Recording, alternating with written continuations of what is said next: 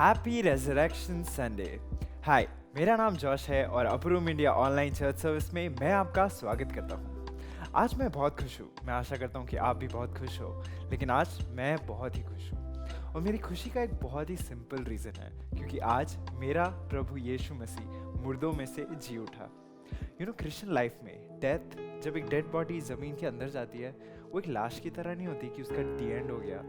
Instead it is like a seed कि अब वो जर्मिनेट होगा। व्हेन जीसस डाइड, उसने तीसरे दिन जी उठ के हमारे लिए इसी बात को साबित किया कि he was a seed from heaven. आज पास्टर मोसेस डेविड हमें इसी पुनरुत्थान के रेवलेशन के बारे में बताने जा रहे हैं, लेकिन इससे पहले हम इस रेवलेशन को सुने। आइए हम आराधना करें। Good morning everybody. यीशु मसीह के नाम में आप सबका स्वागत है. We welcome you in the name of Jesus today. As you join us in worship, everyone is celebrating the resurrection of Jesus Christ.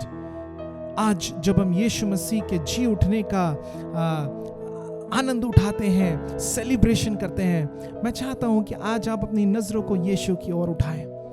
I want you to know today that Jesus Christ is our risen Savior. वो राजाओं का राजा, प्रभुओं का प्रभु है. He is seated on the right of the Father. Hallelujah, enthroned on high. और आज वो आपके और मेरे लिए है. Hallelujah. हम उसको belong करते हैं. We belong to Him. And today, as we celebrate this victorious King, as we celebrate the victory that was done on the cross, today, I pray, we all pray that you would receive Jesus in your life in a very special way. Hallelujah. होने दे कि आपके मन की आंखें खुल जाए और आप यीशु मसीह को देख सकें. Hallelujah. So let's sing this song which says, He is the one who is my redeemer. Hallelujah. मुझे छुड़ाने वाला मेरा यीशु मसीह है. And today He has conquered the grave. Hallelujah. Come on, let's all join and sing this song. ताली बजाकर जहाँ कहीं भी है उसकी आराधना करें. Hallelujah.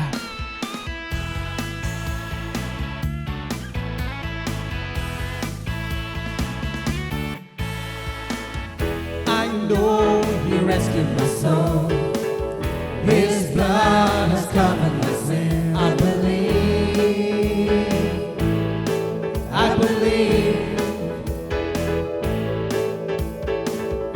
My shame is taken away.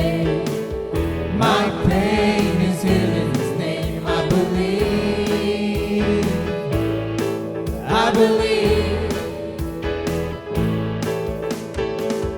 Now raise a banner, 'cause my Lord has conquered the grave. My Redeemer lives. My Redeemer lives. My Redeemer lives. My Redeemer lives.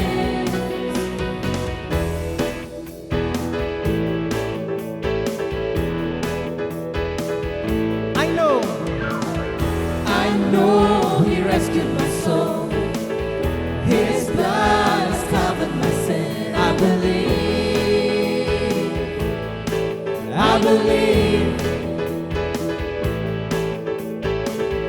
My shame is taken away. My pain is healed in His name. I believe.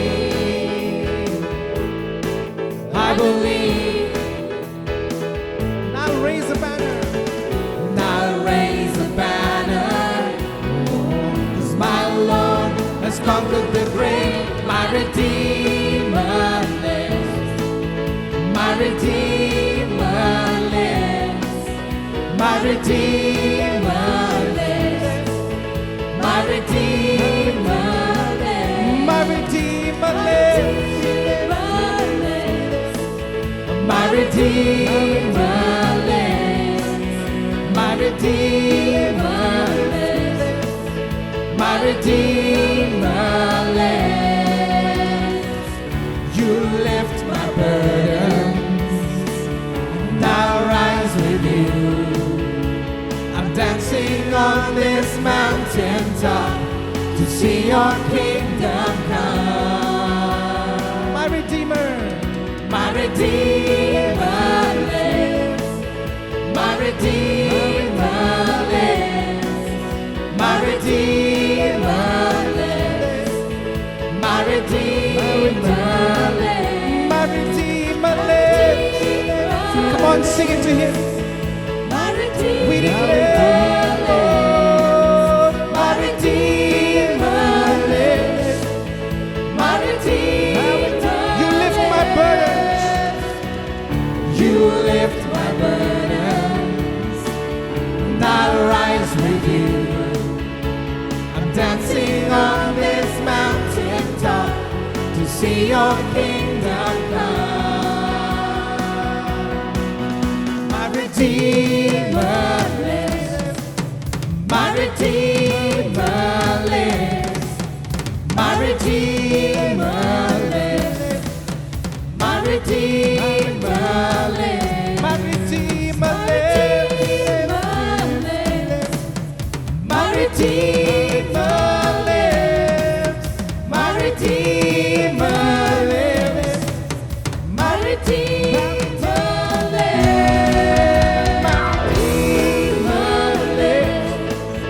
My Redeemer lives. My Redeemer lives. My Redeemer lives. Come on, worship Him. My Hallelujah. Redeemer lives. My Redeemer lives. My Redeemer lives. My Redeemer Jesus. My Redeemer My Jesus. My Redeemer. Redeemer My friend. My Redeemer lives. My Redeemer We lift your name. Thank you, Lord. Oh, let Jesus, Lord.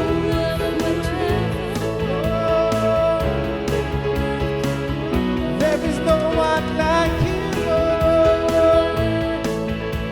I am the highest, Lord.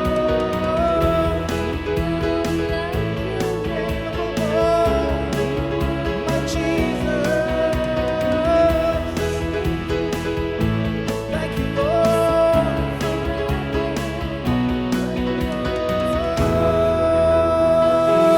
Come on, bless His holy name. Hallelujah. Oh, we thank you, Jesus. We thank you, Lord. Thank you, Jesus. Oh, hallelujah. हर नाम से ऊंचा वो नाम है यीशु मसीह. Oh, thank you, Jesus. We worship you, Lord. We worship you, Jesus. Hallelujah. Thank you, Lord.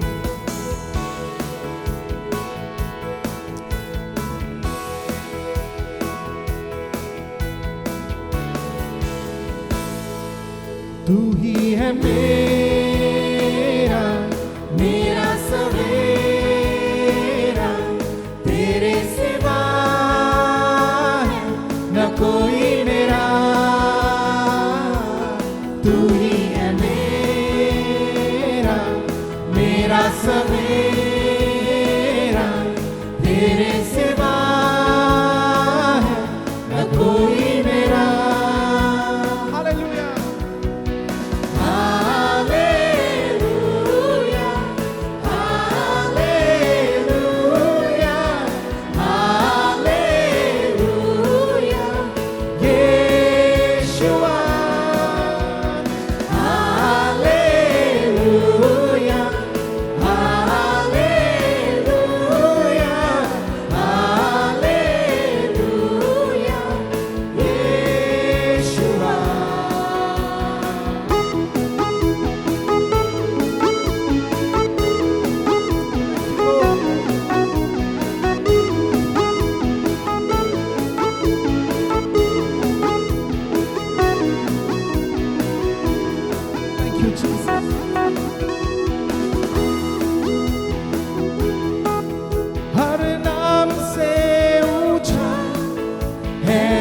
यीशुआ करते हैं हम सजदा यहाँ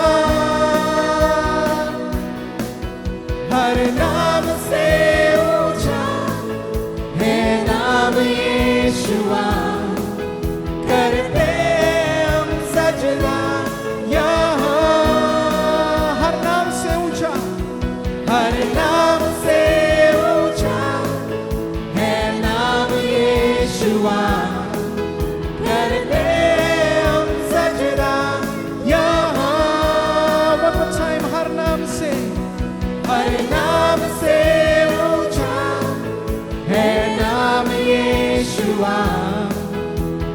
करते हम सजदा यहाँ। Hallelujah, hallelujah, hallelujah, Yeshua. Hallelujah, hallelujah, hallelujah, यीशुआ।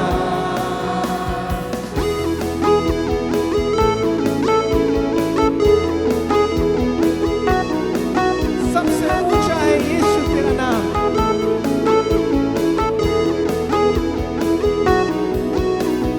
वो, वो, वो, वो, वो, वो, वो, वो, सबसे ऊंचा है तेरा नाम। Come on, lift up. सबसे ऊंचा है यीशु नाम। उसके नाम को ऊंचा उठाए। सबसे ऊंचा है तेरा नाम। सबसे ऊंचा है यीशु नाम। हर पहाड़ों से, हर तूफानों से,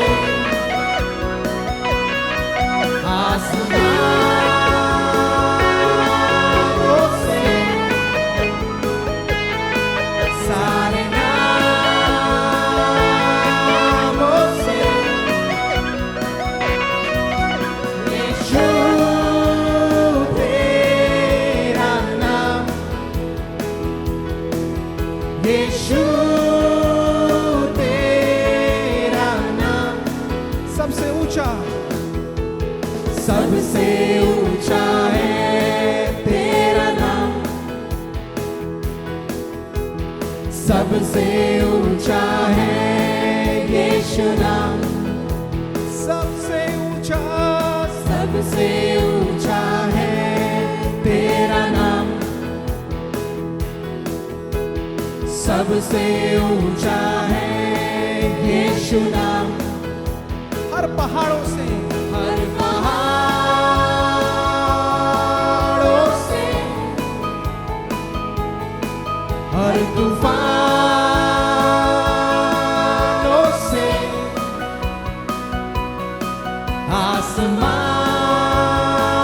आसमानों से, सारे नामों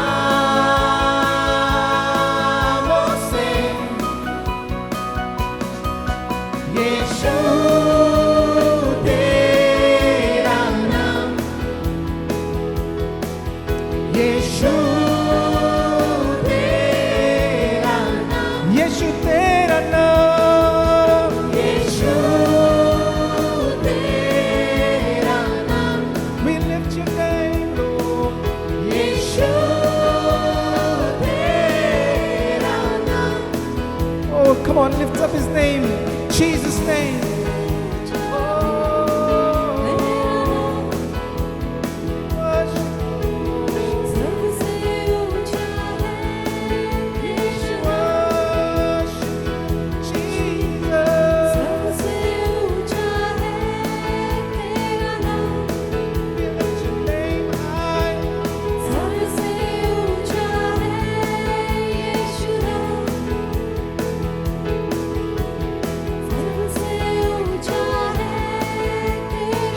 Any other Lord, we lift your name, Lord. Thank you, Jesus. Thank you, Jesus. Yeshu tera naam. Yeshu सबसे ऊंचा यीशु तेरा नाम।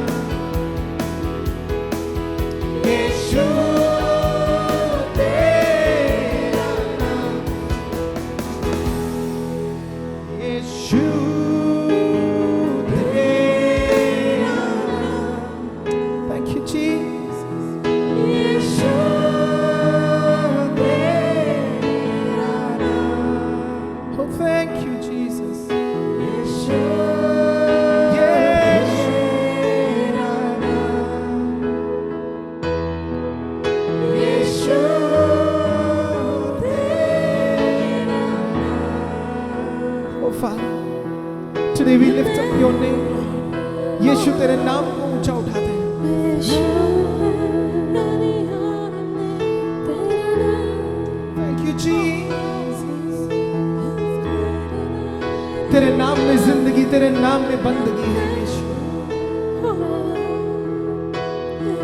The name that is higher than any other name.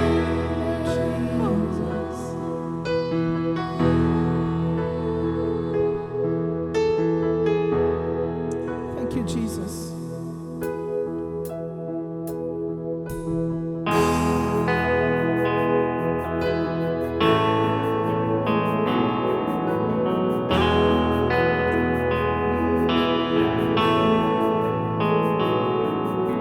चाहे तुमको दिल से गाए ये मिलके तेरे नाम यीशु नाम की जय। We're gonna sing this again. चाहे तुमको तुमको दिल से गाएंगे मिलके तेरे नाम यीशु नाम की जय। जिस नाम में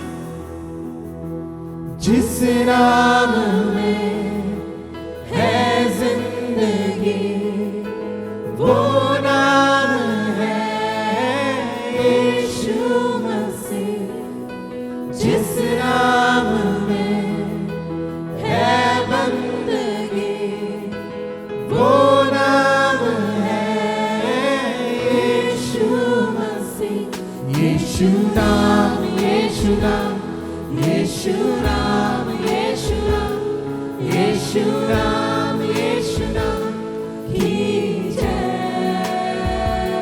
यीशु नाम, यीशु नाम, यीशु नाम, यीशु नाम, यीशु नाम, यीशु नाम की जय।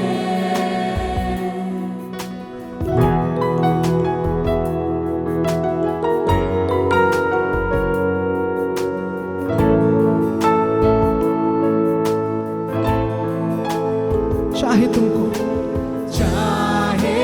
तुमको दिल से गाएंगे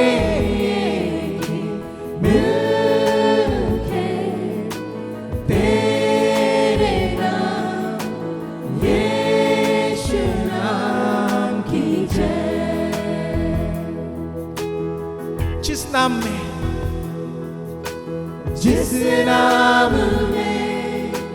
है जिंदगी, वो नाम है यीशु मसीह। जिस नाम में है बंदगी, वो नाम है यीशु मसीह। यीशु नाम, यीशु नाम, यीशु नाम, यीशु नाम, यीशु नाम, यीशु नाम की जय। यीशु नाम, यीशु नाम, यीशु नाम, यीशु नाम, यीशु नाम, यीशु नाम, यीशु नाम की जय। यीशु नाम, यीशु नाम, यीशु नाम, यीशु नाम, यीशु नाम, यीशु नाम, यीशु नाम की जय। One more time, यीशु नाम, यीशु नाम, यीशु नाम, यीशु नाम, यीशु नाम, यीशु नाम, यीशु नाम की जय। Oh, death could not hold you, victor before you, silence the boast of sin and grave. The heavens are roaring the praise of your glory, for you are raised to life again. You have no rival, you have no equal, now and forever, God, you reign.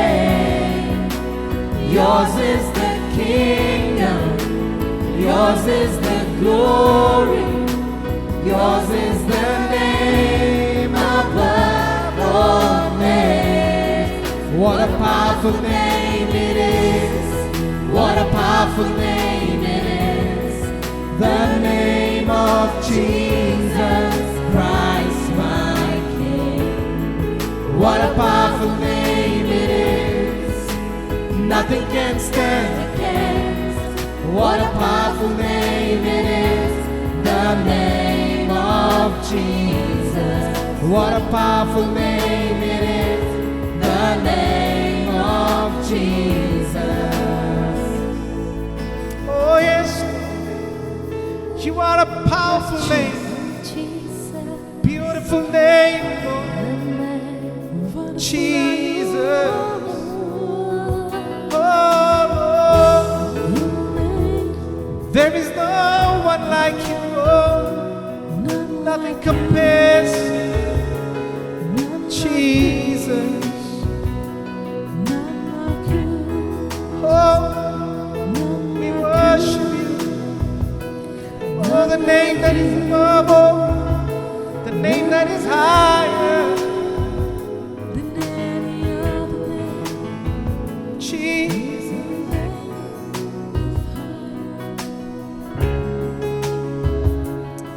Thank you, Lord.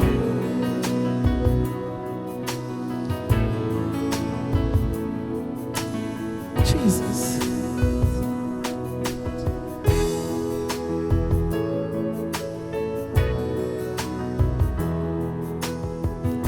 You didn't want heaven without us. So Jesus, you brought heaven down.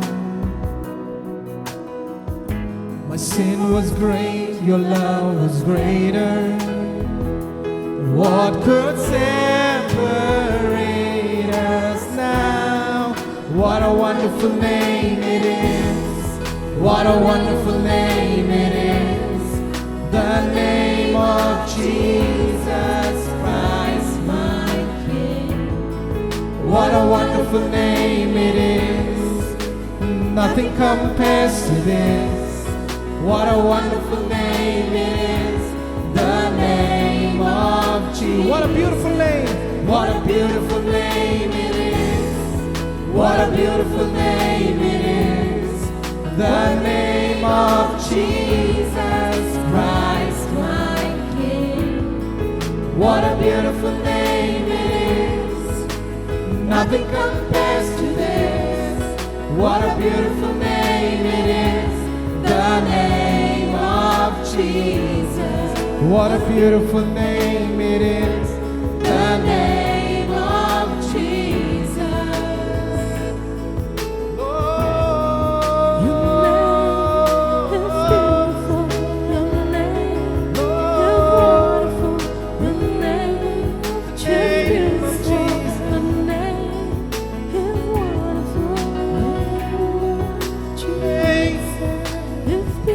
name is higher, Lord. Higher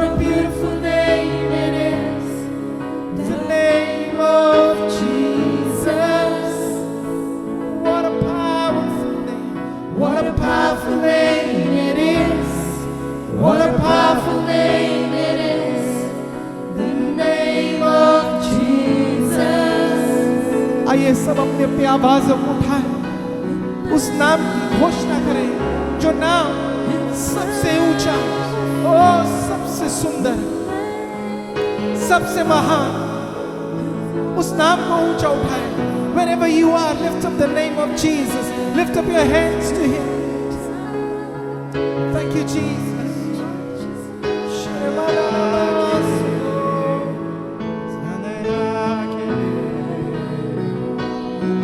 We worship a great and living God today.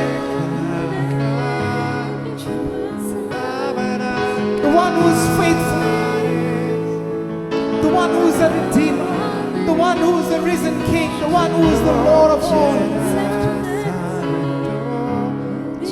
Jesus, the one who is the Lion and the Lamb.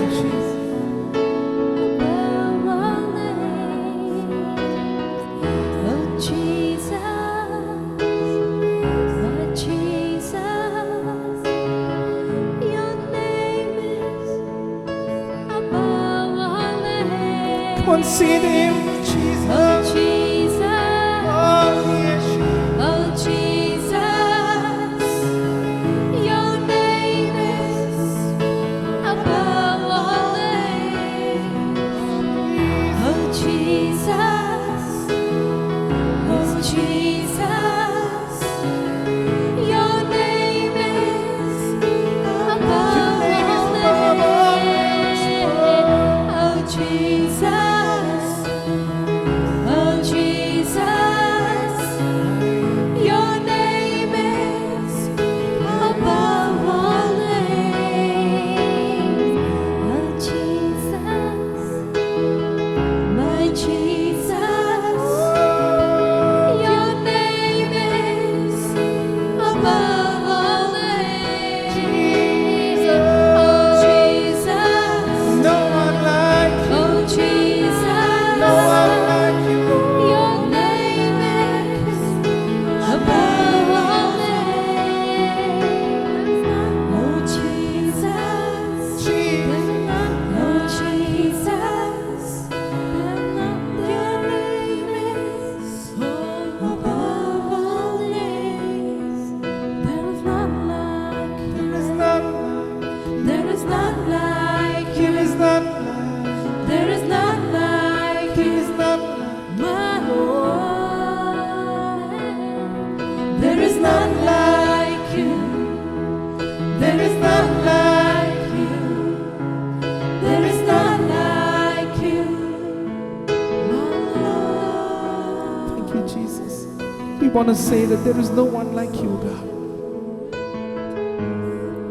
Today, you are seated on the throne.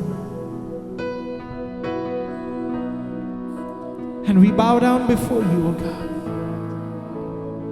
Lifting up our hearts, our hands to you, proclaiming your love and your gospel. And we thank you, Jesus. We thank you for your love. As we celebrate it today, Lord, fill our lives with your presence. Fill our lives with your presence, Lord. All that we need is you, Jesus. Hallelujah. Hallelujah. Come on, bless His name. Luke 6:38. Give and it shall be given to you, good measure, pressed down, shaken together, and running over will be put into your bosom. For with the same measure that you use it, will be measured back to you. जब मैं इस वचन को पढ़ती हूँ तो मुझे उस बच्चे की कहानी याद आती है जब उसने अपनी 5 रोटी और 2 मछली यीशु मसीह को दिया। यीशु मसीह ने सिर्फ उसकी ज़रूरत को पूरा नहीं किया, पर उधर जितने भी लोग मौजूद थे उन सारे लोगों की ज़रूरत को पूरा किया। तो इससे मैं ये समझती हूँ कि ऑफरिंग का समय एक ऐसा समय है जब हम परमेश्वर पर भरोसा करते हैं कि वो हमारे आज के ज़रूरत को नहीं पर हमारे फ्यूचर की ज़रूरतों को भी पूरा करने वाला है।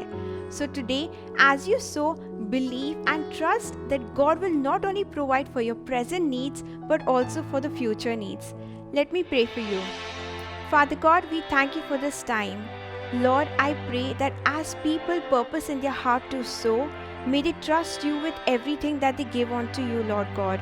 I give their lives and everything into your hands, Father God. Reward them for everything that they do for you. In Jesus' name I pray. Amen. Praise the Lord. You were always fighting for heaven's angels all around. My delight is found in knowing that you wear the victor's crown. You're my help and my defender. You're my savior and my friend. By your grace I live to worship you. At the mention of your grace, in your name I will bow down. In your presence fill the silent, for you wear the victor's crown. Let your glory fill this temple. Let your power overflow. By your grace I live and breathe to worship you. Hallelujah.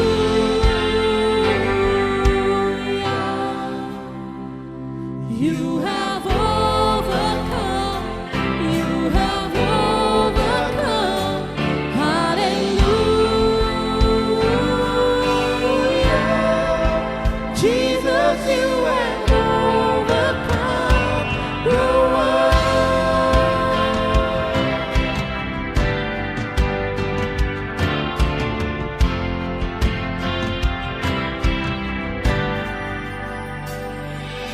You were ever interceding as the lost become the found.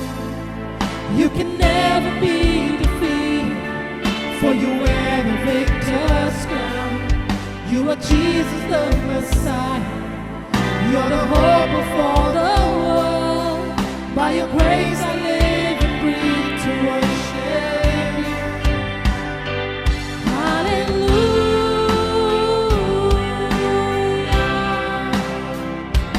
You have overcome.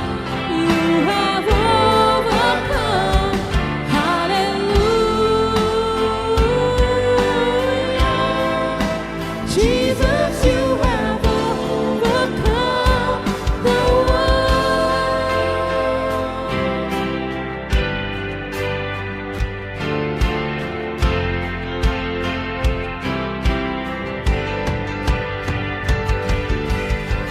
Every high thing must come down. Every stronghold shall be broken. You wear the victor's crown. You overcome. You overcome. Every high thing must come down. Every stronghold shall be broken. You wear the victor's crown. You overcome. You overcome. Every high thing must come down. Every stronghold shall be broken. You wear the victor's crown. You overcome. You overcome. Every high thing must come down. Every stronghold shall be broken. You wear the victor's crown. You overcome. You overcome.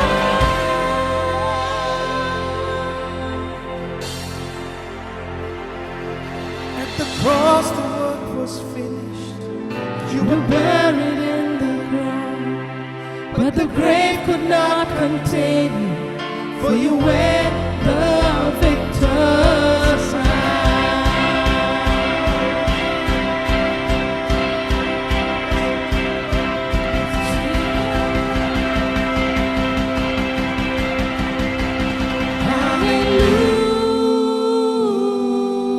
Hallelujah.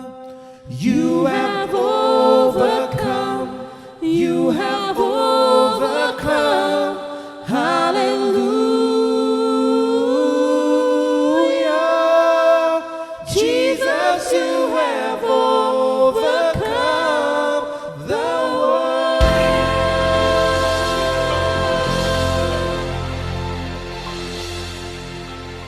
I praise the Lord. प्रभु यीशु मसीह के नाम में यीशु मसीह के जी उठने के दिन की सारी आशीषें आपको आपके परिवार को मिलने पाए। It's a beautiful day. ये सुंदर दिन है। आपका मेरा प्रभु यीशु मसीह कब्र को फाड़ के बाहर निकला। उन बातों को हम स्मरण करते हैं, याद करते हैं। इन्हीं बातों के लिए इस दिन के ऊपर पौलुस जो है ना घमंड करता है और कहता हमारा प्रचार करना व्यर्थ होता यदि यीशु मरे हुओं में से ना जी उठता। आपको मालूम, प्रभु यीशु मसीह का प्रचार, यीशु मसीह की सारी बातें उसके मरे हुए में से जी उठने के कारण एक जिंदा सामर्थ्य कलाम बन जाता है, हमारे लाइफ के लिए एक जिंदा आशा बन जाती है। हम प्रभु को धन्यवाद देते हैं ये सुंदर दिन के लिए, ये सुंदर महान योजना के लिए। सारे मानव इतिहास में लोगों ने बड़ी बड़ी बातें की, बड़े बड़े दावे किए, मर के जी उठने के भी दावे किए। लोगों ने अपने लाइफ के प्रति कई सारे दावे किए, उन्होंने जिंदगी में कई चीज़ों को हासिल किया, मगर एक भी नहीं था जो अपने सामर्थ्य से मृत्यु को हरा कर बाहर निकलने पाया। केवल एक प्रभु यीशु मसीह है जिसने मरने से पहले कह दिया था कि कोई मेरा प्राण नहीं लेता, मैं अपने आप देता हूँ, क्योंकि उसे लेने का भी अधिकार मेरे पास है। उसने अपने चेलों को पहले बता दिया था कि चलो हम यरूशलेम में जाएंगे और वहाँ मनुष्य का पुत्र मारा जाएगा और उसके बाद वो जी उठकर तुमको गलील में मिलेगा।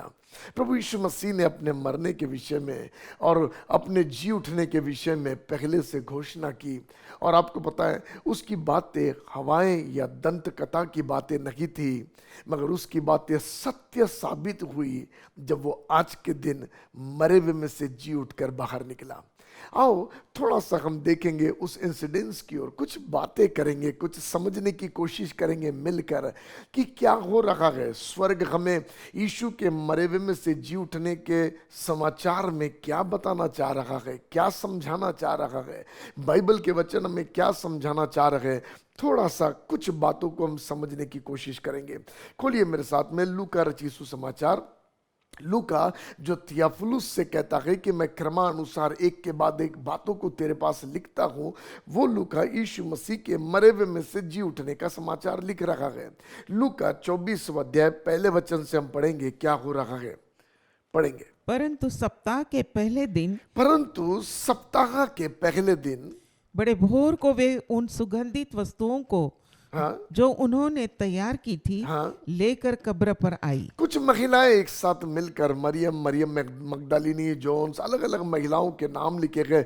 चारों गॉस्पल्स में हम एक जगह से दो जगह से बस चीज़ों को देख रहे हैं। आप अपने घर में अध्ययन कर सकते हैं इस इंसिडेंस को। इस समय में महिलाएं एक साथ निकलती है और ये महिलाएं सुबह सुबह भोर को, मैं नहीं जानता सूरज निकला भी है क्या, मगर एक हल्का उजियाला है, अंधियारा है, ऐसे समय में भोर को महिलाएं उठकर जो मसाला उन्होंने बनाया है, जो मरी हुई देह पर लगाया जाता है, वो मसाला लेकर रास्ते से निकली है। मन में सारी महिलाओं के एक ही विचार है, हम डेड जीसस के बॉडी पर मसाला लगाने जा रहे हैं ताकि शरीर सड़ने ना पाए। एम्बाम्ड करने के लिए जा रहे हैं, हम मसाला लगाने जा रहे हैं। जब मैं इसको पढ़ रहा था, प्रभु का आत्मा मुझे दिखाने लगा कि पूरी महिलाओं के मन में डेड जीसस है, उनके माइंड में मरा हुआ यीशु है। ध्यान से सुनना, क्योंकि वो मरे हुए यीशु को मसाला इसलिए लेकर जा रहे हैं क्योंकि वो डेड बॉडी पर मसाला लगाना चाहते हैं। उनके माइंड में है हम मरे हुए जीसस को मिलेंगे, मगर उनको मालूम नहीं था उनका यीशु मृत्यु को फाड़ के बाहर निकला हुआ है।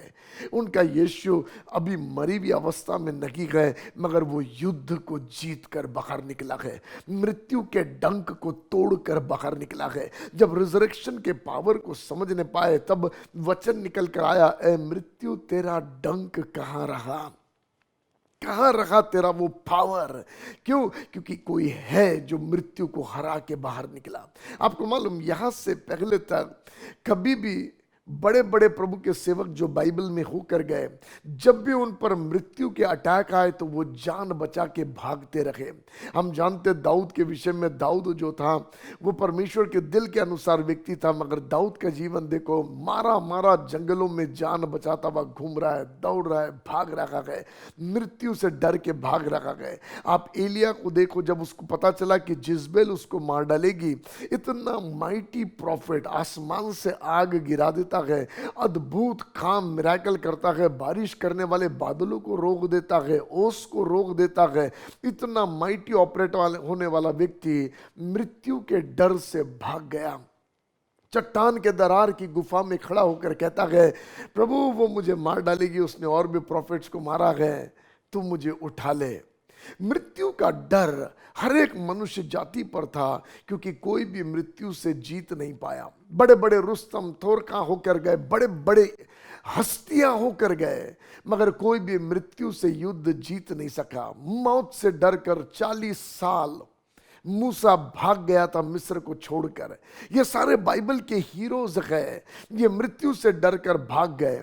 यीशु मसीह ने जिन 12 चेलों को चुना था अपने लिए, वे 12 चेले भी उस दबाव के घड़ी में जब यीशु मसीह को पकड़कर रोमन सोल्जर्स और सारे सदीकी फरीसी सब लोग यीशु को पकड़कर चिल्लाते हुए कह के लेकर जा रहे थे, इसे क्रूस पर मार दो, तो उसके अपने 12 चेले जो बिजनेस छोड़ के आए थे, उसका अपना चेला पतरस जिसने बड़े दावे से बोला तेरे लिए मरना पड़े तो भी मैं मरने के लिए तैयार हूं, वो भी टिक नहीं पाया, क्योंकि मौत का डर हर किसी के अंदर था। मृत्यु से डर कर वे लोग भाग गए थे। केवल एक था जो मौत से बचने की कोशिश नहीं कर रहा था, एक था जो निडरता से मौत को फेस कर रहा था, उसका नाम यीशु है।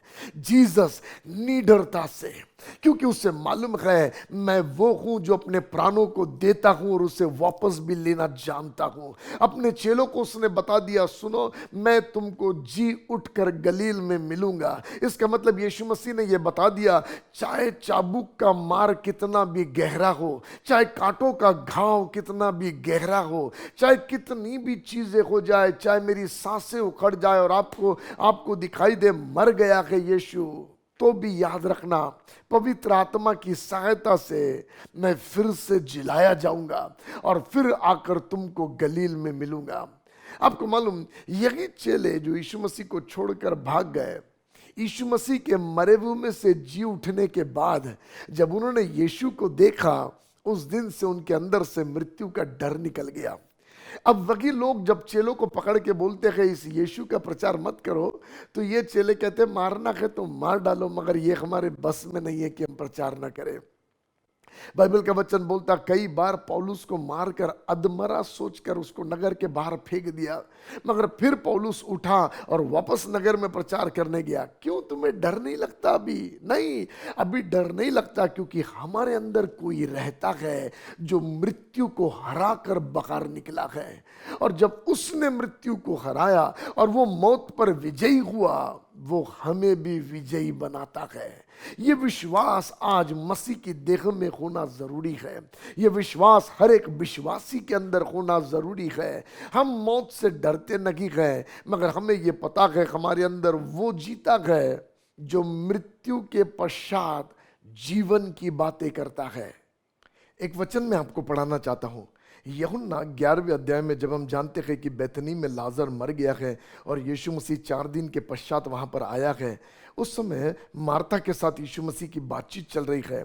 और उस 11वें अध्याय के 25 और 26 वचन में यीशु मसीह अपने आप के बारे में कुछ बातें करता है। 25 और 26 वचन को हम पढ़ेंगे, बड़े ध्यान से सुनना।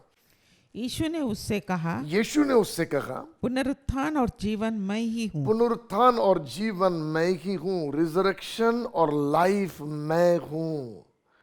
मैं आपसे कुछ बात करूंगा इस विषय में, आप आगे पढ़ते जाए। हाँ, जो कोई मुझ पर विश्वास करता है, जो कोई मुझ पर विश्वास करता है, वह यदि मर भी जाए, यदि वो मर भी जाए तो भी जिएगा। तो भी जिएगा। ना उस सेंटेंस की ओर ध्यान दो। यीशु जो बात कर रहा मार्था से, मर भी जाए तो जिएगा। मालूम, मार्था के मरियम के दिमाग में गए हमारा भाई लाजर मर गया है। और जब कोई मर गया था ना, कोई भी मर जाता था, तो इंसान का माइंड ये उसको समझाता था कहानी खत्म हो गई, इस इंसान की स्टोरी एंड हो गई है। मगर यीशु मसीह ये कह रहा, सुनो, मृत्यु एंड नहीं है। यदि तेरा लाइफ जीसस में है, यदि तेरा जीवन यीशु पर विश्वास करने वाला जीवन है, तो यीशु कहता पुनरुत्थान और जीवन मैं हूं। और सुन ले, जो लाइफ तेरा मुझ में आ गया है, जो जीवन तूने मुझसे पा लिया है, तो याद रखना मृत्यु के पश्चात एक जीवन है, मृत्यु के पश्चात एक लाइफ है। ना बहुत तेरे लोग बहुत सारी बातें करते गए, बहुत सारे विचार बताते गए। कोई ये कहते गए यदि भला करेगा तो मरने के बाद ऐसा ऐसा बन के आएगा, बुरा करेगा तो मरने के बाद जानवर या ऐसा ऐसा बन के आएगा। लोगों के सब अलग अलग विचारधाराएं हैं, मगर प्रभु यीशु मसीह ये कहता एक लाइफ है मृत्यु के पश्चात, और वो लाइफ इटर्नल लाइफ है, अनंत कालिक जीवन है जो परमेश्वर के साथ बिताने वाला जीवन है, एक रियल लाइफ है।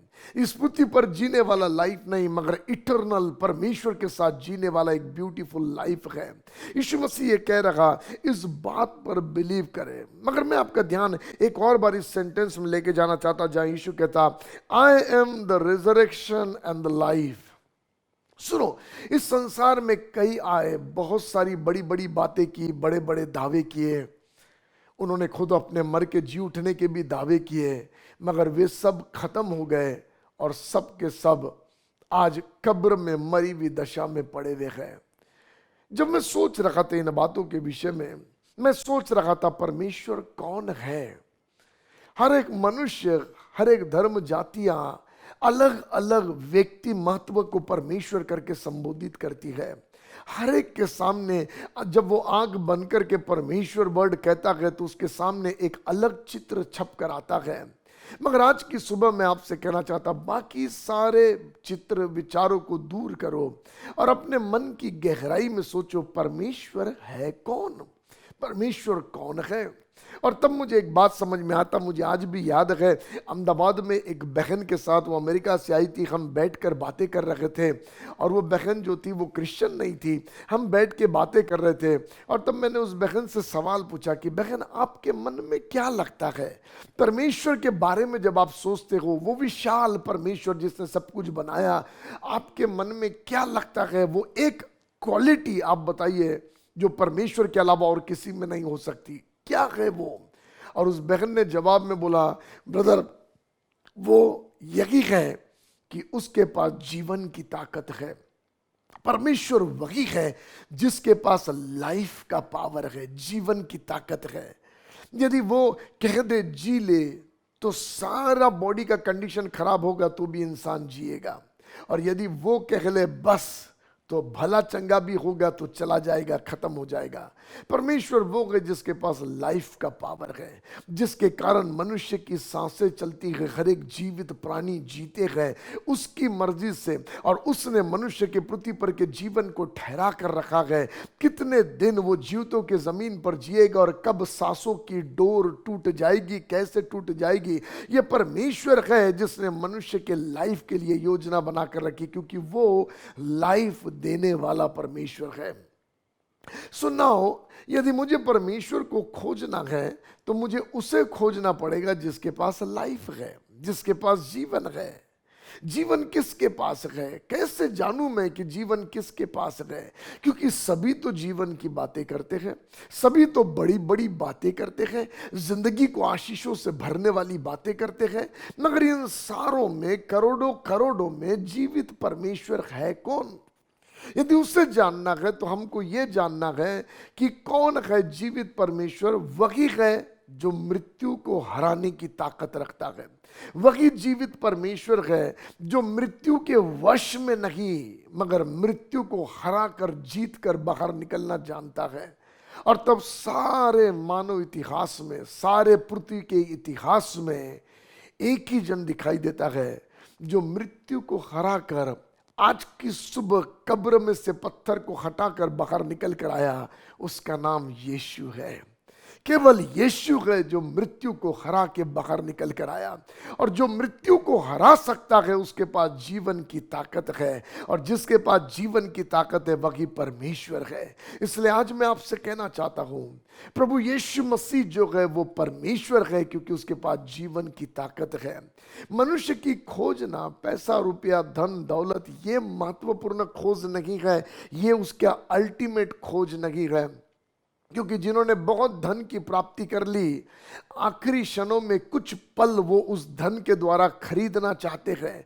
डॉक्टर से कहते हैं, डॉक्टर 1 घंटा मैं जी सकूं, बल दो, क्योंकि बच्चा फॉरेन से आने पर है, उसका फ्लाइट आने पर है। 1 घंटा मैं और जी सकूं, मेरा दौलत ले लो, मगर मैं 1 घंटा मेरे बच्चे के लिए रुक सकूं, मगर वो 1 घंटा भी जी नहीं पाते हैं। कई लोग हैं जो धन के सहारे जिंदगी जीना चाहते हैं, मगर धन उनके लाइफ का रियल मकसद नहीं है। उनके जीवन का रियल नीड लाइफ है। लाइफ, जिंदगी, जीवन, लाइफ है। और वो लाइफ केवल परमेश्वर की ओर से मिलता है, जो लाइफ का दाता है, जीवन का दाता है। मगर आपको बताओ, वो लाइफ हमें वही दे सकता है जिसके पास लाइफ है। जो खुद मर गया और मृत्यु के वश में जाकर खुद जी नहीं उठ पाया, वो हमें लाइफ नहीं देने पाएगा। कितने बड़े बड़े आए, कई मनुष्य जातियां उनके पीछे निकल गई, उनके ज्ञान की बातों को समझने के लिए उनके पीछे पीछे निकल गए, और उनको लोगों ने परमेश्वर की जगह दे दी। नहीं, वे परमेश्वर नहीं गए। परमेश्वर वो है जिसके पास जीवन की ताकत है, जो मृत्यु को हराना जानता है। और मैं आपसे कहना चाहता, वो सिर्फ यीशु है, सिर्फ यीशु है। आज यदि आपको जीवन की तलाश है, अपना जीवन इस यीशु के हाथ में दो। जब मार्था मरियम जीवन की तलाश कर रहे थे अपने भाई के लिए, और उन्होंने देखा हमारे भाई पर मृत्यु ने कब्जा ले लिया है, तब यीशु उनके दरवाजे पर आया। उन्होंने क्या बोला मालूम? यीशु, यदि तू यहां होता तो हमारा भाई नहीं मरता। इसका मतलब औरों की तरह उनका ये बिलीफ है, जैसे और लोग चिन्ह चमत्कार करते हैं, ऐसे यीशु भी चिन्ह चमत्कार करता है। मगर अब तो केस क्लोज हो गया है, भाई मर गया है। मगर यीशु मसीह आज उनको ये बताना चाह रहा, मार्था मरियम सुनो, मैं तुमसे कहता, मेरा सामर्थ, मेरे लाइफ का पावर सिर्फ बीमारी से तुम्हें चंगा नहीं कर सकता, तुम्हारे मृत्यु तक तुम्हें भला लाइफ ही नहीं दे सकता, मगर मेरा सामर्थ जीवन का तुम्हें मृत्यु के बाद भी जीवन दे सकता है। Who can give life after death? मृत्यु के बाद जीवन कौन दे सकता है? केवल यीशु है जो दे सकता है। और प्यारों, मैं आपसे कहना चाहता, हर एक पृथ्वी पर के मनुष्य को यीशु की जरूरत है, क्योंकि लाइफ मृत्यु के पश्चात यीशु देता है। उसके मुंह के सेंटेंस है, उसने कहा है, एंड आई बिलीव, मैं विश्वास करता हूं यीशु मसीह के वाक्य पर, उसके सेंटेंस पर। और आज मैं आपसे भी कहना चाहता, यदि आप विश्वास, सुनो, अपने तत्व ज्ञान और अपने फिलॉसफी के द्वारा उसको समझने की कोशिश करोगे ना, वर्ष को, यूहन्ना 11:25-26, आपको समझ में नहीं आएगा, क्योंकि हमने लाइफ ना मरने के पहले वाला ही देखा है, मगर वो गॉड है।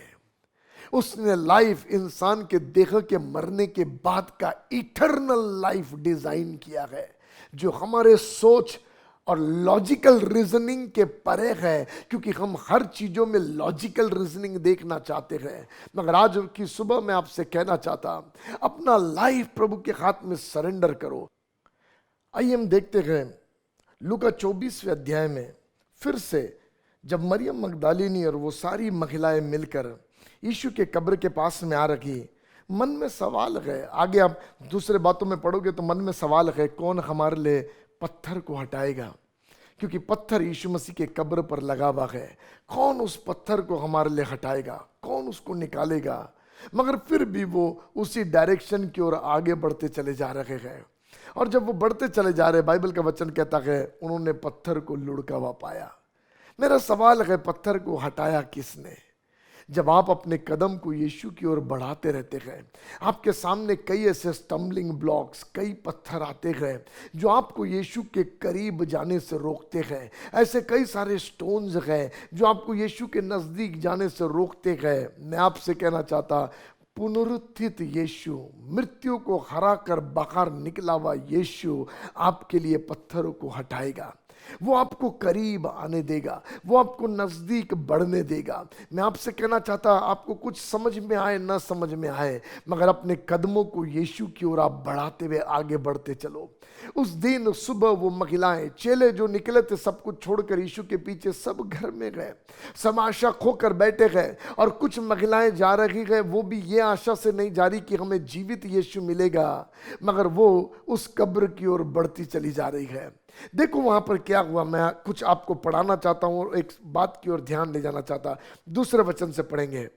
और उन्होंने पत्थर को कब्र पर से लुढ़का हुआ पाया, और उन्होंने पत्थर को कब्र पर से लुढ़का हुआ पाया, और भीतर जाकर प्रभु यीशु की लोथ न पाई। और भीतर जब गए तो उन्होंने यीशु के लोथ को नहीं पाया, उसके डेड बॉडी को नहीं पाया। ध्यान से सुनो, आगे पढ़ेंगे। हाँ, जब वे इस बात से भौचक्की हो रही थी, और जब वे इस बात से बहुचक्की हो रही थी, तो देखो दो पुरुष झलकते वस्त्र पहने हुए हाँ, उनके पास आ खड़े हुए। हाँ, जब वे डर गई हाँ, और धरती की ओर मुंह झुकाए रही, हाँ, तो उन्होंने उनसे कहा, हाँ, तुम जीवते को मरे हुओं में क्यों ढूंढती हो? स्वर्ग से दो एंजल्स ये महिलाओं से बात करने के लिए आए।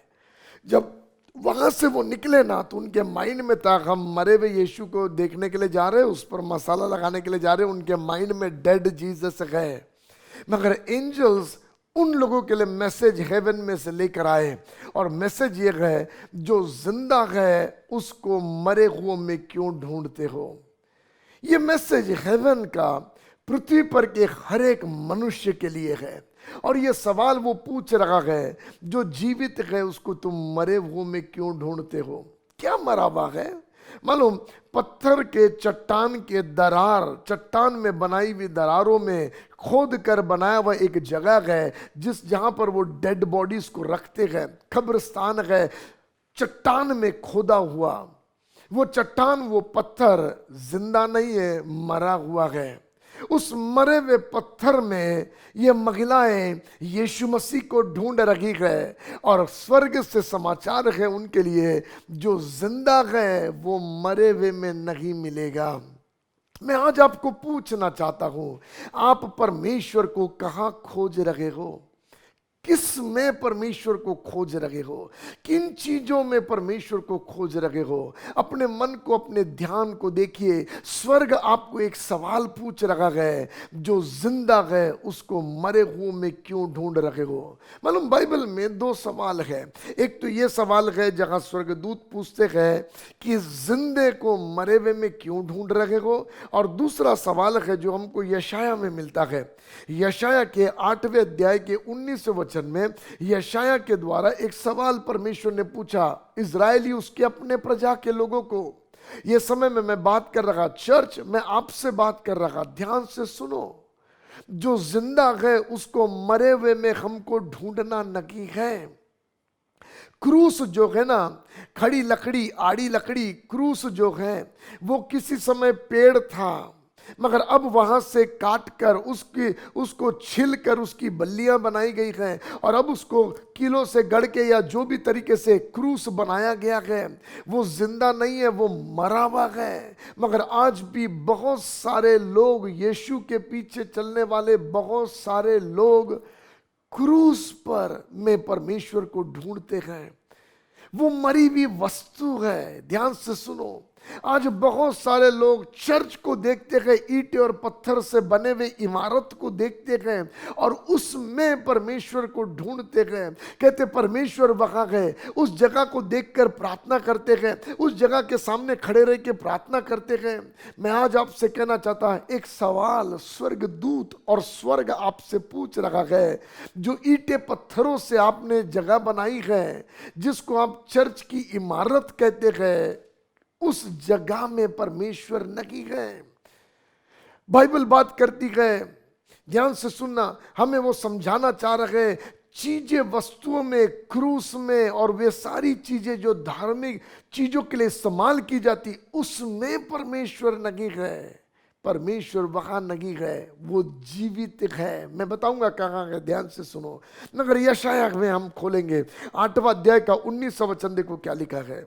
जब लोग तुमसे कहे जब लोग तुमसे कहे कि ओझाओं और टोनों के पास जाकर कि ओझाओं और टोनों के पास, जादू टोना करने वालों के पास जाकर पूछो जो गुनगुनाते और फुसफुसाते हैं, पूछो जो गुनगुनाते और फुसफुसाते हैं, तब तुम यह कहना तब तुम ये कहना कि क्या प्रजा को अपने परमेश्वरी के पास जाकर न पूछना चाहिए। क्या प्रजा को अपने परमेश्वर से नहीं पूछना चाहिए?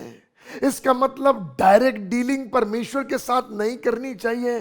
क्यों तुम ऐसे बाबा ओझा गुनियों के पास में जाते? वो कह रखा अपने लोगों से तुम्हें वहां जाने की जरूरत नहीं है। यदि मान लिया जाए, मैंने बहुत से मसीहों को देखा, यदि उनकी बेटी भाग गई तो वे जाके पूछते कहाँ गई है, यदि कुछ छिप गया वो जाके पूछते हैं कहाँ क्या चला गया है। मगर आज यशायाह के द्वारा परमेश्वर एक सवाल पूछ रहा, क्या तुम्हें अपने परमेश्वर से नहीं पूछना चाहिए?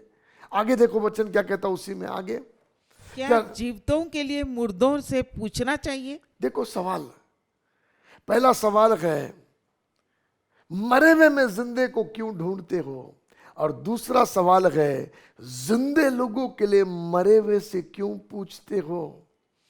जब आप किसी जिंदे व्यक्ति के लिए प्रार्थना कर रहे हो कि वो बीमारी से ठीक हो जाए और न मरे, तो किससे प्रार्थना कर रहे हो?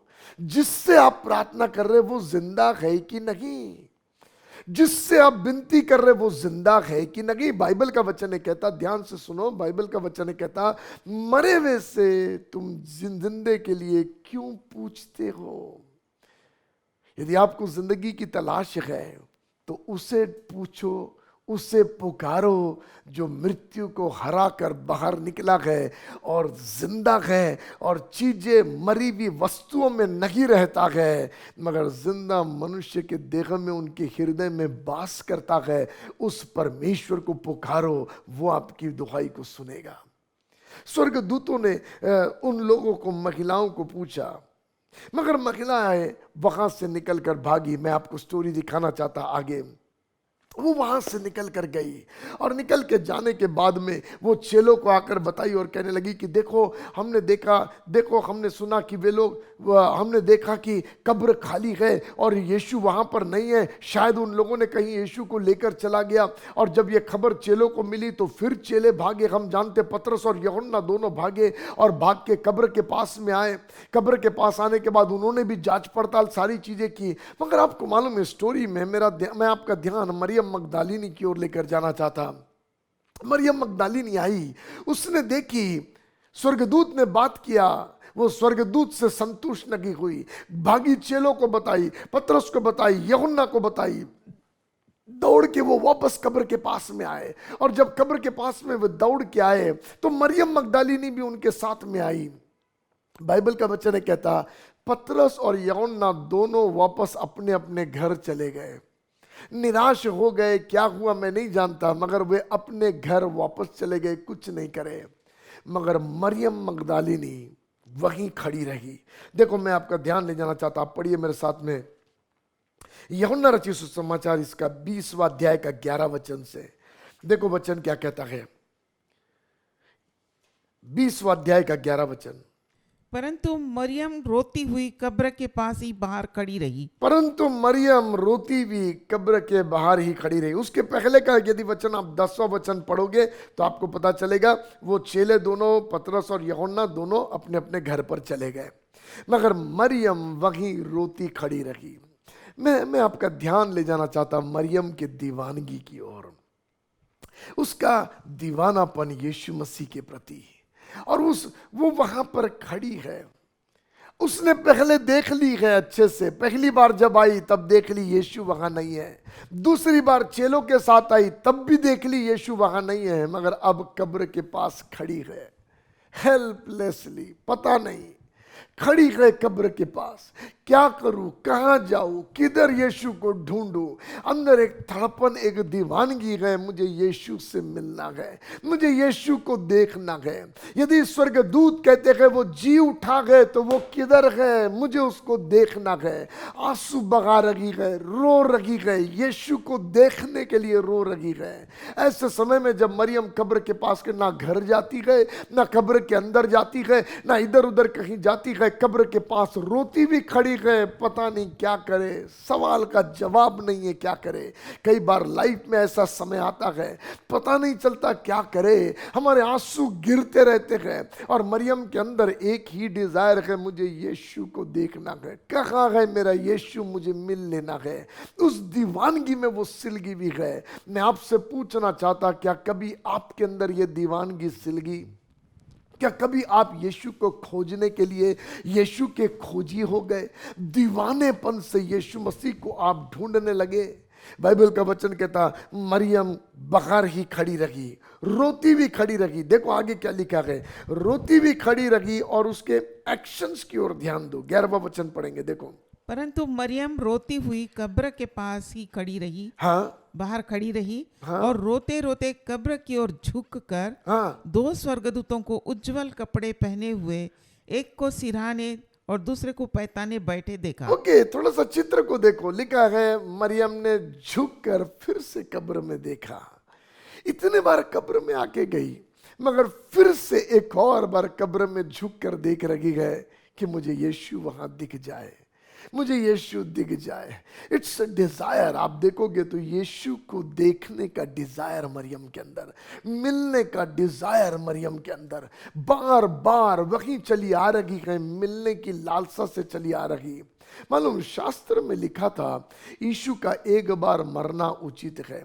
शास्त्र में लिखा था उसका कब्र में रखा जाना, कब्र से बाहर निकलना, ये सारी चीजें थी। एक बार यीशु को कब्र में जाना था, मगर स्टोरी ये बताती है यीशु मसीह दोबारा कब्र के पास में आया। उसी कब्र के पास यीशु मसीह दोबारा आया। आगे पढ़ेंगे क्या वचन, देखो 14 वचन। यह कहकर वह पीछे फिरी, हाँ, और यीशु को खड़े देखा और न पहचाना कि यह यीशु है।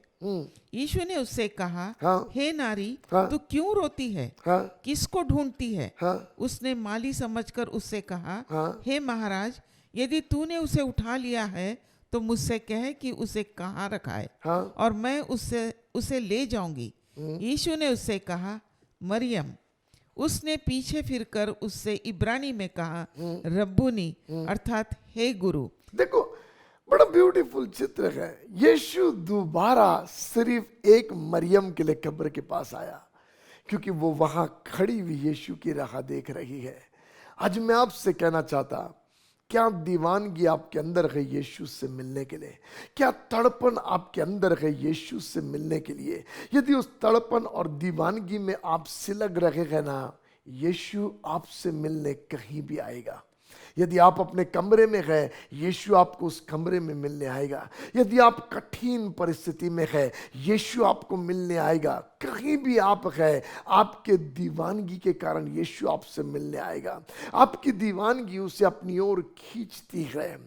यदि आप उसे खोज रहे हैं, उसने वादा किया वो अपने खोजने वाले को मिलता है। और मरियम जब उसे खोज रही थी, यीशु उससे मिलने के लिए आया, मिलने आया। मरियम दौड़ी उसको पकड़ने के लिए, उसको छूने के लिए, मगर वो कहता, मुझे छू मत, मैं अब तक पिता के पास में नहीं गया। इसका मतलब सुनो, जी उठने के बाद पिता के पास जाने से पहले वो मरियम से मिलने के लिए आया। कहीं भी शास्त्र में, पुराने नियम में लिखा नहीं है कि वो दोबारा कब्र पर आएगा। कोई प्रोफेसी नहीं थी। यीशु मसीह को कोई प्रॉफिटिक फुलफिलमेंट नहीं करना था कि कब्र पर आकर मरियम को दोबारा मिले ना। ये प्रॉफिटिक फुलफिलमेंट नहीं है, ये एक दीवाने के दीवानगी को संतुष्ट करने वाली बातें हैं। यीशु के लिए यदि आप दीवाने हैं, मैं आपसे कहता वो आपको संतुष्ट करेगा, अपने उपस्थिति के द्वारा संतुष्ट करेगा, अपने प्रेम के द्वारा वो आपको संतुष्ट करेगा। क्या कभी आप अपने कमरे में प्रभु के चरण पर एकांत में समय बिता सकते हैं? उसके चेले छोड़ के चले गए, उसके अपनी माँ छोड़ के चली गई, उसके अपने भाई सब निकल गए, सबने खबर सुना। 12 के 12 चेलों ने, 11 के 11 चेलों ने खबर सुना कि यीशु मसीह का देह वहां पर नहीं है, मगर सब आए, सब अपने अपने रास्ते निकल गए। मगर एक जा नहीं सकी, वो वहीं खड़ी रही और यीशु उसके लिए आया। यदि आप टिके रहोगे, यदि आप बने रहोगे, मैं आपसे कहता आप परमेश्वर के विजिबल प्रेजेंस को पाओगे, आप उसके मैनिफेस्टिंग प्रेजेंस को पाओगे, प्रकट होने वाली उपस्थिति को पाओगे। जो दिख नहीं रहा था वो दिखने वाला बन गया, जिसे वो ढूंढ रही थी वो उसे दिख नहीं रहा था, मगर उसकी दीवानगी के कारण वो दिखने लगा। मैं आपसे कहना चाहता आपकी दीवानगी के कारण यीशु का प्रेजेंस आपको दिखना शुरू होगा। आपके कमरे में वो आपसे बात करेगा, आपसे मुलाकात लेगा, आपको सेटिस्फाइड करेगा। मैं आपसे कहना चाहता ये रिजरेक्टेड यीशु है, ये मरा हुआ नहीं है। बहुत से लोग अपने मरे हुए लोगों के लिए रोते हैं, मगर कोई लौट कर उनके पास नहीं आता है। एक दीवाना है जिसे मृत्यु को हराने की ताकत है, जो जीवन दाता है, वो अपने लोगों के लिए लौट कर आता है, उनसे मुलाकात लेता है, उनको स्पर्श करता है, उन्हें अपने करीब लेता है, उन्हें अनुभव देता है। आज मैं आपसे कहना चाहता मरियम मगदलिनी के नहीं कई अनुभव यीशु मसीह के साथ के आपके लिए भी उपलब्ध है, आपके लिए भी तैयार है। अपना लाइफ उसके हाथ में सरेंडर करो और उससे कहो जीसस, जब तू जी उठा है ना, तू मेरे लिए जी उठा है। जब तू जी उठा है तो तू मुझ में अपनी जिंदगी जीने के लिए जी उठा है, तू मुझ में बास करने के लिए जी उठा। मैं तुझसे प्रार्थना करता हूँ यीशु मुझ में आ जा, मुझ में समा जा। यार आया मैं अपना लाइफ तेरे हाथ में सरेंडर करता हूँ और मैं कहता पुनरुत्थान की सामर्थ आपकी जिंदगी का पावर बन जाएगी। ये मरियम जो रोती भी वहां पर खड़ी थी, वो रोती भी वापस लौट कर नहीं गई, मगर आनंद के साथ लौट कर गई। पुनरुत्थित यीशु आपके आंसुओं को पोंछना जानता है और आपके हृदय को रिजरेक्शन के आनंद से भरता है।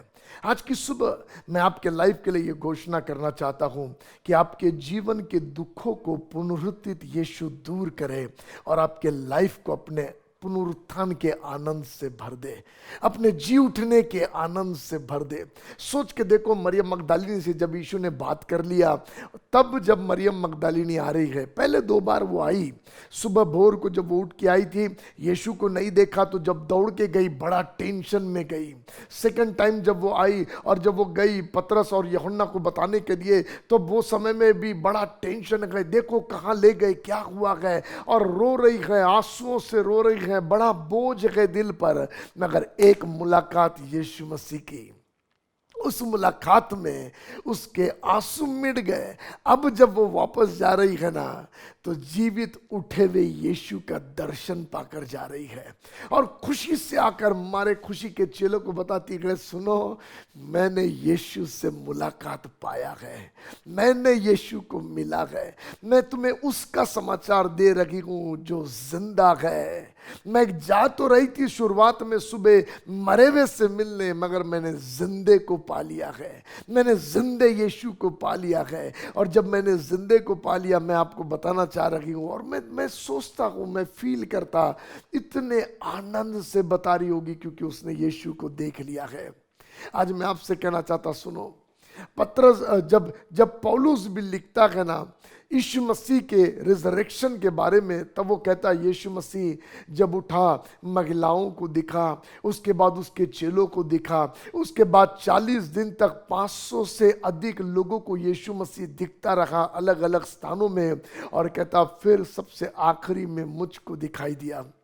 जब पौलुस यीशु मसीह की कहानी बताता है तो वो उसकी कहानी में वहां पर रुकता नहीं है जहां यीशु मसीह 500 लोगों को दिखाई दिया और कहानी खत्म हो गई। ना ना ना, पौलुस ने जान लिया जब यीशु उनको मिल सकता है तो वो मुझे भी मिल सकता है।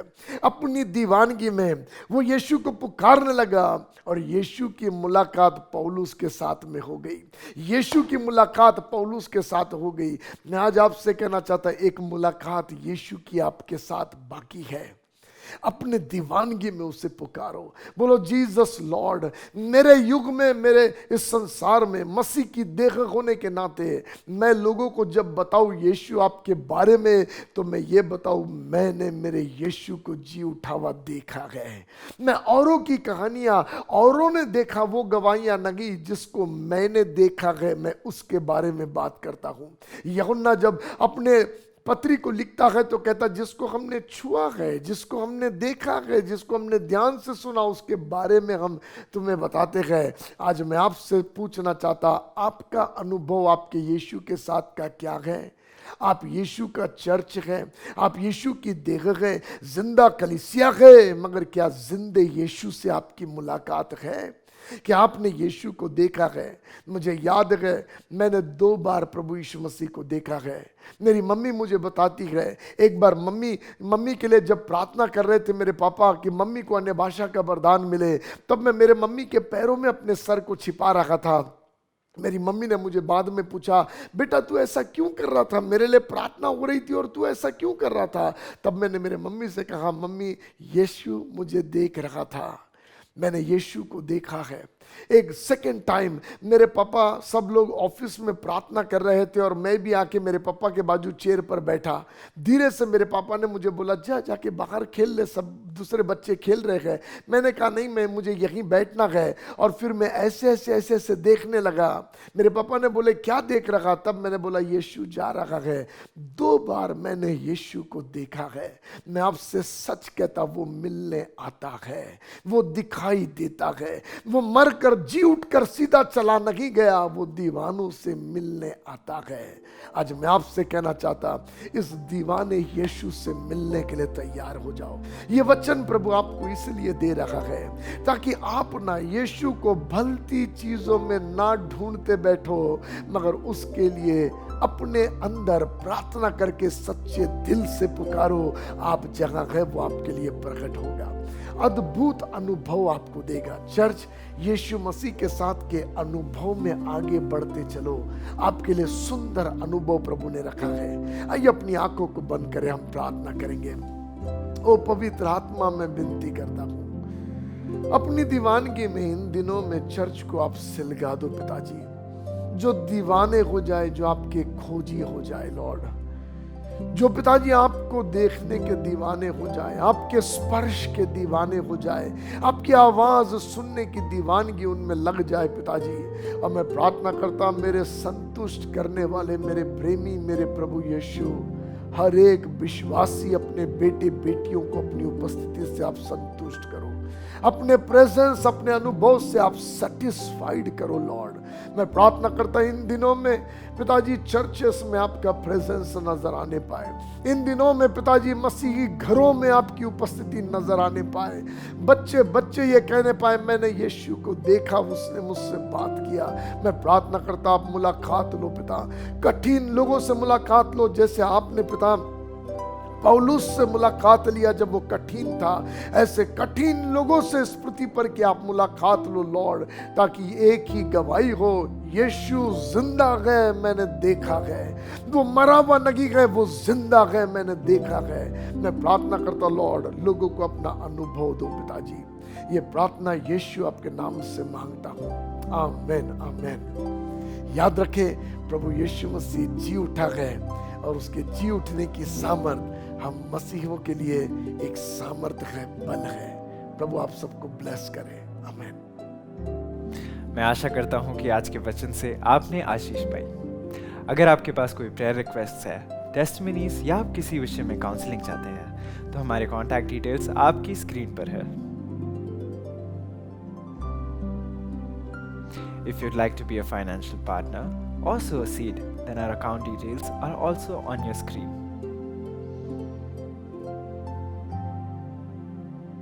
Also, मैं आपको याद दिलाना चाहूँगा कि every Thursday and every Saturday Shubh Sandesh TV channel पर दोपहर 1 बजे वॉकिंग ऑन द वे नाम से हमारा शो आता है। उसे ज़रूर देखिए और अपने फ्रेंड्स एंड फैमिली को भी बताएं। अगले संडे आपसे फिर मुलाकात होगी। Till then, stay blessed and stay safe. Bye.